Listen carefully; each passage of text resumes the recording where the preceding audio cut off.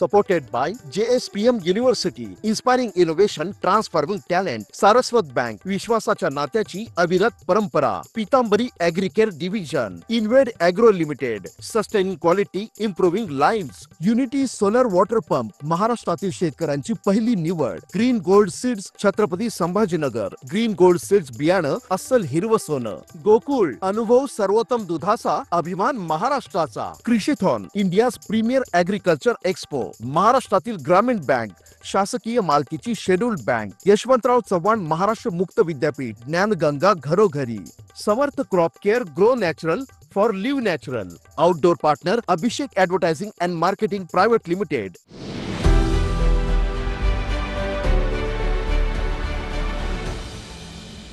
नमस्कार, मी जानवी सावंत. महाराष्ट्राचा महासंकल्प शेतीतून समृद्धीकडे या कृषी परिषदेमध्ये आपलं स्वागत आहे. या कृषी परिषदेमध्ये सह्याद्री ॲग्रोचे अध्यक्ष श्री विलास शिंदे यांनी शेतीची सद्यस्थिती आणि पुढील 25 वर्षातील शेतीचं चित्र याविषयी सविस्तर मार्गदर्शन केलं. शेतीची सद्यस्थिती आणि पुढची 25 वर्ष शेतीसाठी कशा पद्धतीने असणार आहेत हे आपण याविषयी चर्चा करणार आहोत. तर सुरुवातीलाच मला विचारावंसं वाटेल की शेतीची सध्याची स्थिती नेमकी कशी आहे आणि शेतकऱ्यांना शेती जी आहे ती फायद्याची, तरुण शेतकऱ्यांना आपण सुरुवातीला म्हणूया, फायद्याची का वाटत नाही? तरुणांना शेती आजची ती का फायदेशीर वाटत नाही याचं सरळ उत्तर काय आहे, तर शेती म्हणावे तेवढं फायदेशीर नाही, म्हणजे त्याचं उत्पन्न म्हणावं तेवढं ते अट्रॅक्टिव्ह नाहीत, ही आजची वस्तुस्थिती आहे.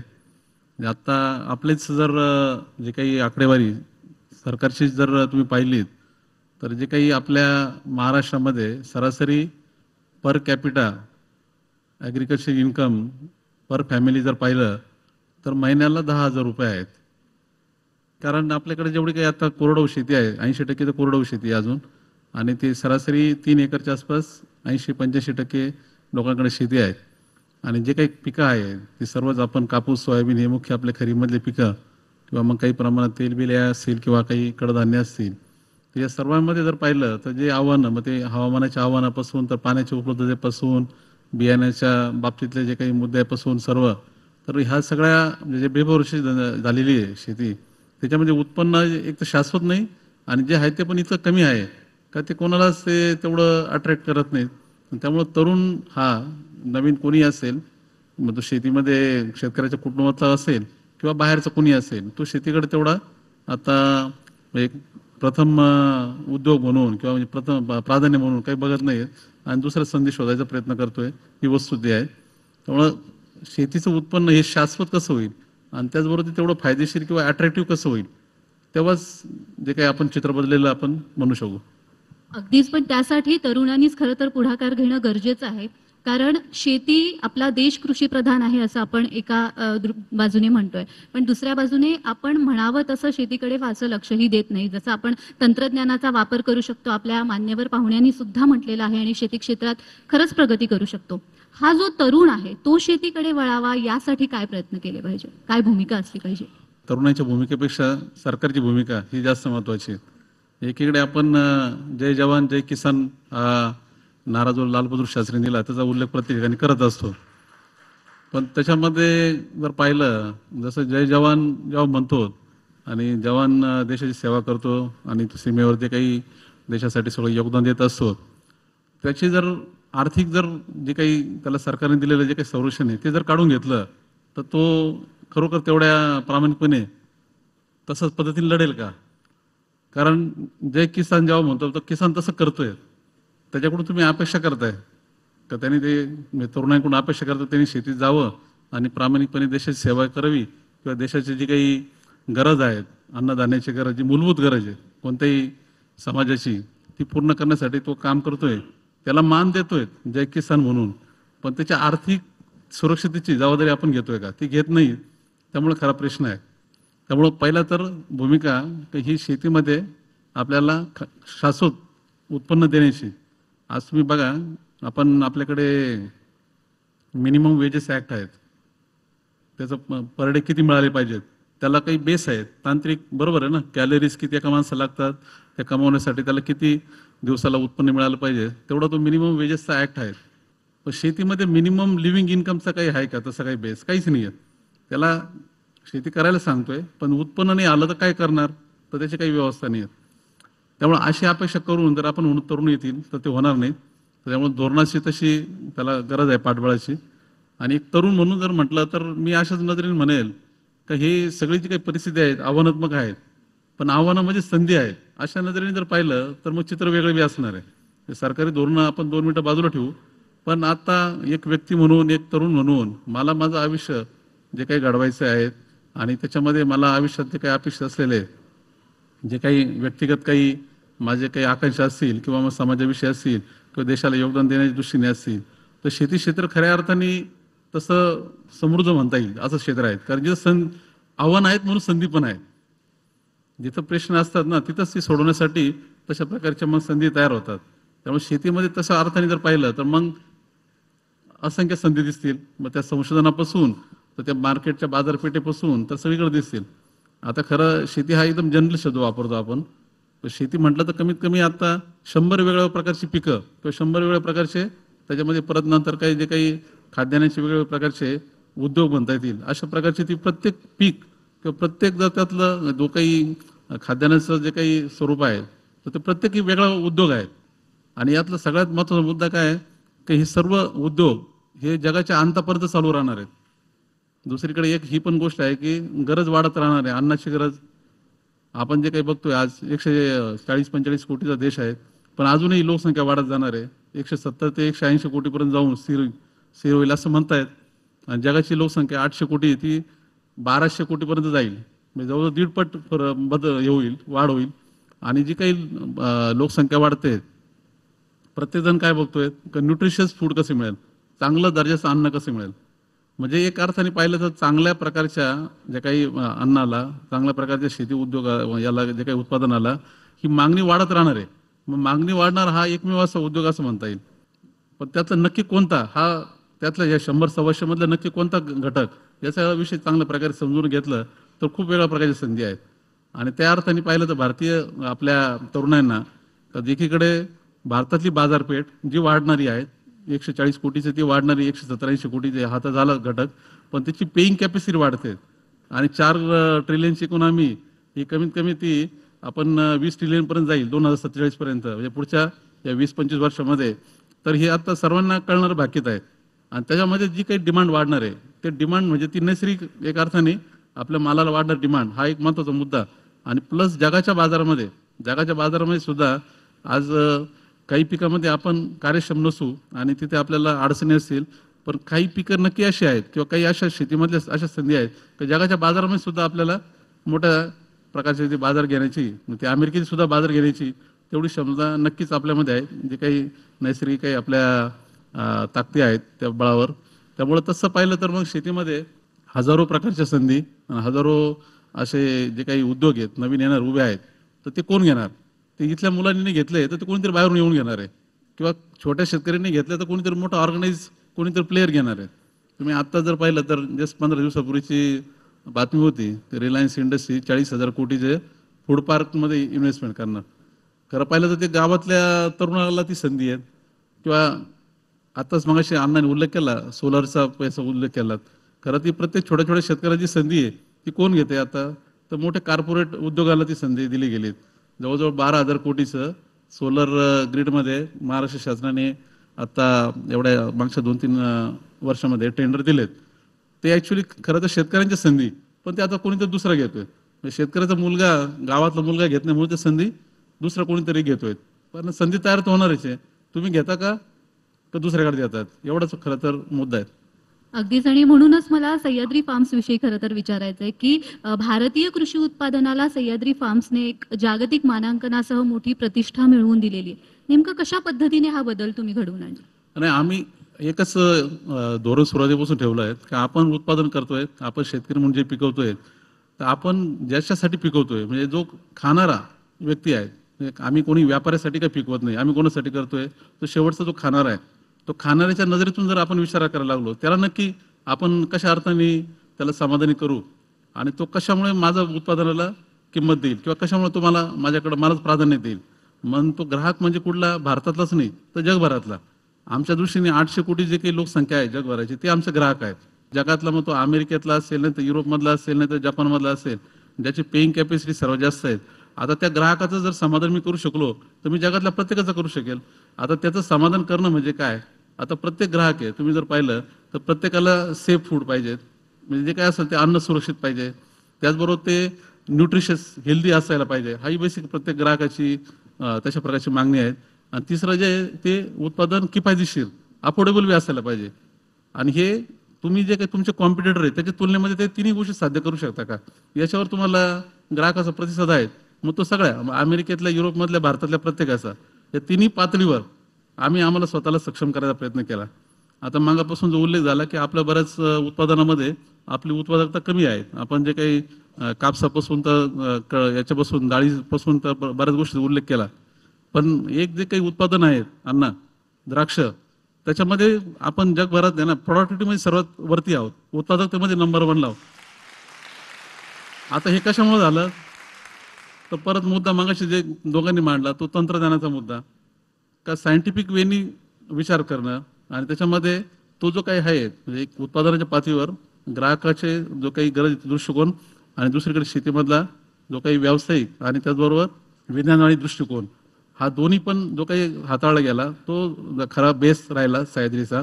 सह्याद्रीचा म्हणण्यापेक्षा पहिलं तर द्राक्ष शेतकऱ्यांचा महाराष्ट्रातल्या सह्याद्रीने त्याला मग पुढचा टप्पा दिला का त्याला ऑर्गनाईज करायचा. एकटा दुकटा जे काही शेती करायच्या ऐवजी किंवा छोट्या छोट्या गटांनी करायच्या ऐवजी ती अधिक मोठ्या समूहाने ज्याच्यामध्ये मग आपल्यामध्ये निगोशिएशन पॉवर येईल, ताकद येईल. आता ह्या गोष्टी जशा तिन्ही एकत्र आल्यात तर मग साहजिक पद्धतीने ते तसं चित्र ते दिसायला लागलं. आता म्हणजे द्राक्षात जे घडलं ते पण प्रत्येक पिकात घडू शकतं, हा मला वाटतं तो दृष्टिकोन आहे. आम्ही मागच्या 14 वर्षामध्ये सुरुवात द्राक्षापासून केली, पण त्यानंतर आता इतर पिकामध्ये जेवढे काही आता आम्ही पिकं हाताळतोय प्रत्येक पिकामध्ये तो दृष्टिकोन आणत चाललोय. निश्चितच म्हणजे शेती क्षेत्रात सुद्धा संधी बऱ्याच आहेत आणि त्या आपण शोधून त्याकडे वळलं पाहिजे. तुम्ही ते उपस्थित राहिला त्यासाठी खूप खूप धन्यवाद. धन्यवाद. आता वेळ झाली आहे छोट्याशा विश्रांतीची. कुठेही जाऊ नका, पाहत रहा TV9 मराठी.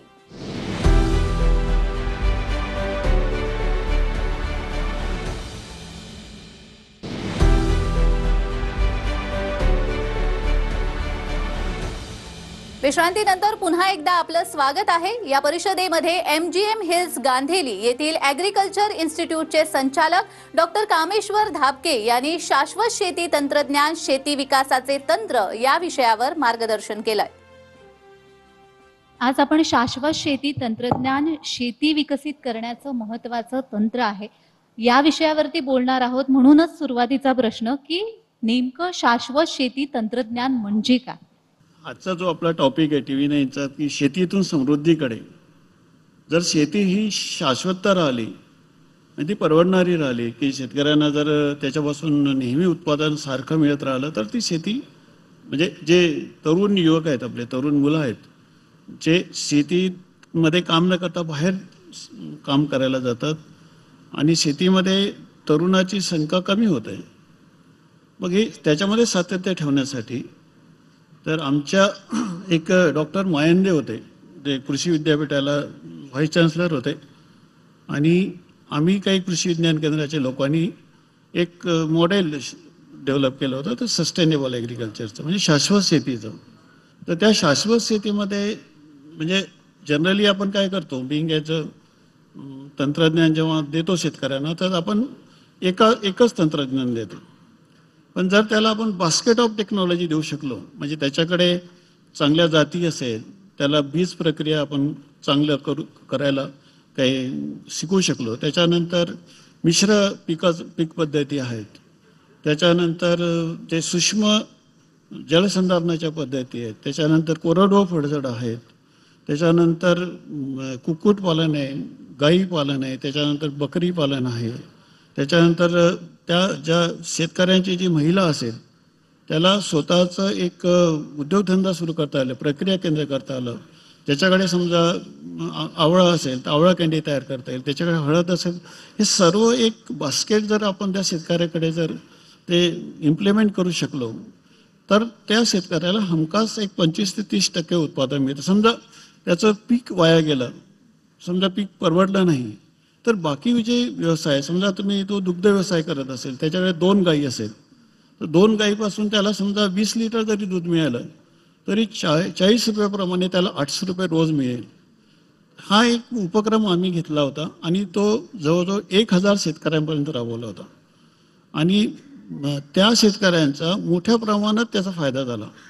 तर तेव्हापासून एक एक शाश्वत टेक्नॉलॉजी, शाश्वत शेती टेक्नॉलॉजी, त्याला इंटिग्रेटेड फार्मिंग सिस्टीम अप्रोच म्हणतात, तो एक डेव्हलप झाला. अगदीच.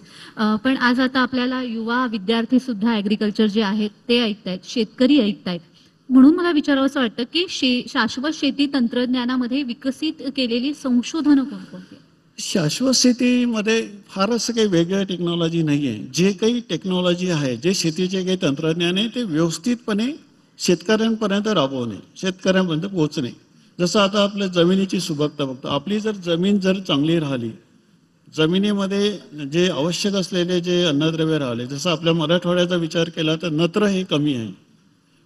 जमिनीमध्ये जे सेंद्रिय कर्ब आहे बऱ्याच ठिकाणी कमी आहे, कारण लोक शेणखताचा वापर कमी करतात. त्याच्यानंतर फळझाडासाठी आपण झिंक आहे, बोरॉन आहे, फेरस आहे, हे सूक्ष्म अन्नद्रव्य फार मोठ्या प्रमाणात कमी आहे.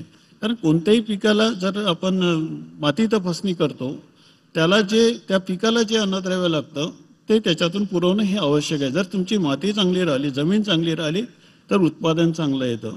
दुसरं महत्त्वाचं एक हे आहे की त्या शेतकऱ्यांनी दरवर्षी पलटणी केली पाहिजे, एका ठिकाणी पीक पेरलं नाही पाहिजे.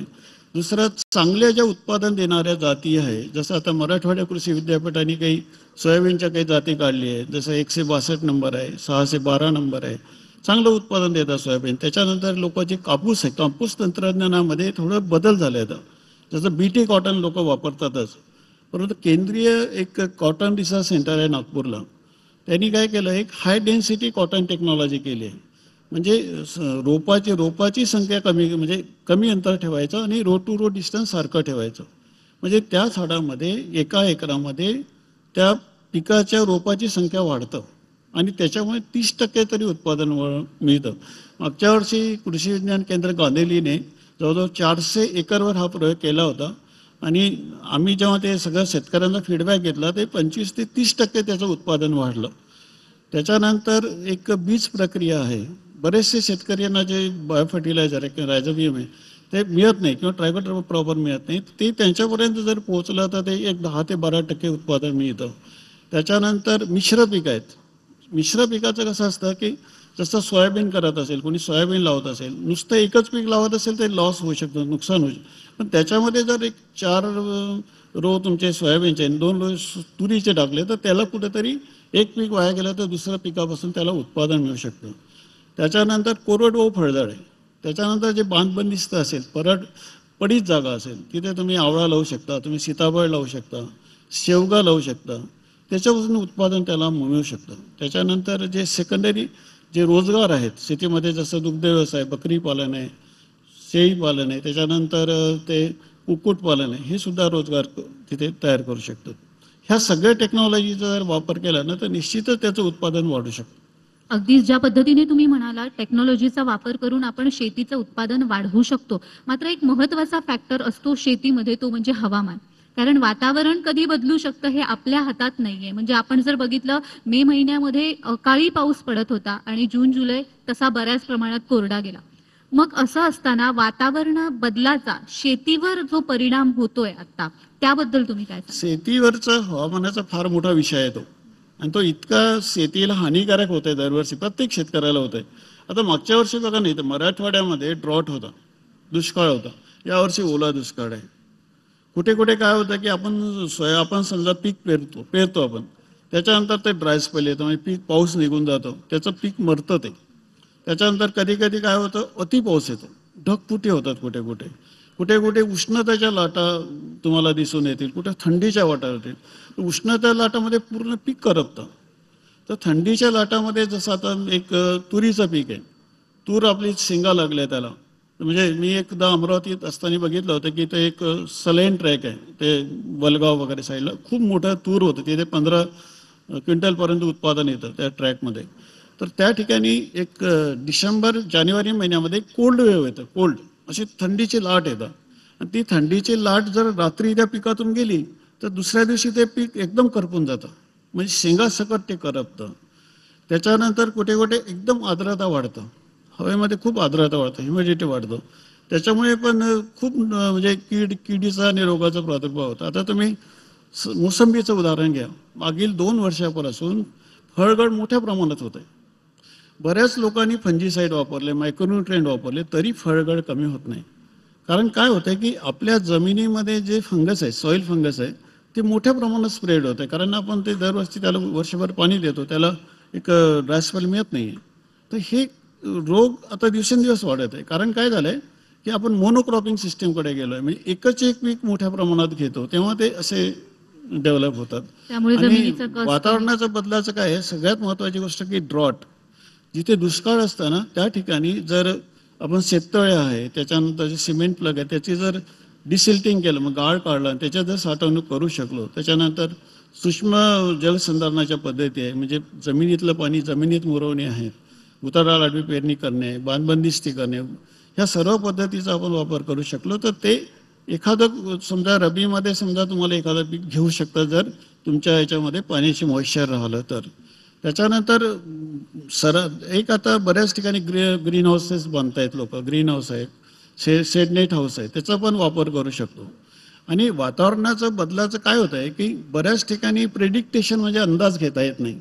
पण आजकाल काय झालं आहे की इंडिया एक IMDचं एक आहे, आपलं मेट्रोलॉजी डिपार्टमेंट आहे सेंट्रल गव्हर्नमेंटचं, त्याच्या वेबसाईटवर जर तुम्ही गेलात ना किंवा त्याचं ॲप जर तुम्ही डाउनलोड करून घेतलं तर तुम्हाला कळू शकतं की पुढच्या 4-8 दिवसात पाऊस येतो की नाही.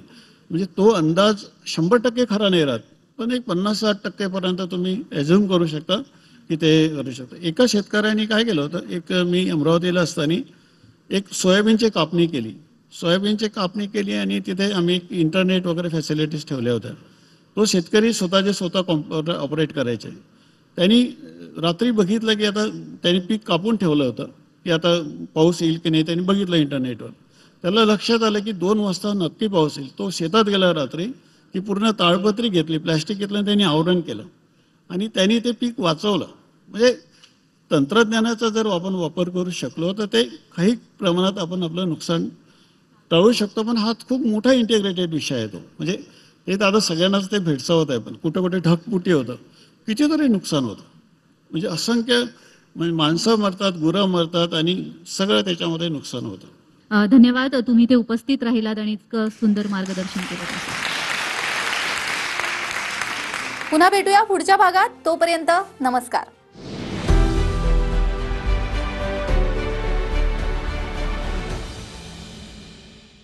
Supported by JSPM University, Inspiring Innovation, Transforming Talent, Saraswat bank, विश्वासाच्या नात्याची अविरत परंपरा, Pitambari agricare division, Inved agro limited, sustaining quality, improving lives, unity solar water pump, महाराष्ट्रातील शेतकऱ्यांची पहिली निवड, green gold seeds, Chhatrapati Sambhajinagar, green gold seeds बियाणं अस्सल हिरवं सोनं, गोकुळ, अनुभव सर्वोत्तम दुधाचा, अभिमान महाराष्ट्राचा, Krishithon, India's premier agriculture expo, महाराष्ट्रातील ग्रामीण बँक, शासकीय मालकीची शेड्यूल्ड बँक, यशवंतराव चव्हाण महाराष्ट्र मुक्त विद्यापीठ, ज्ञानगंगा घरोघरी, Samarth crop care, grow natural for live natural, outdoor partner Abhishek advertising and marketing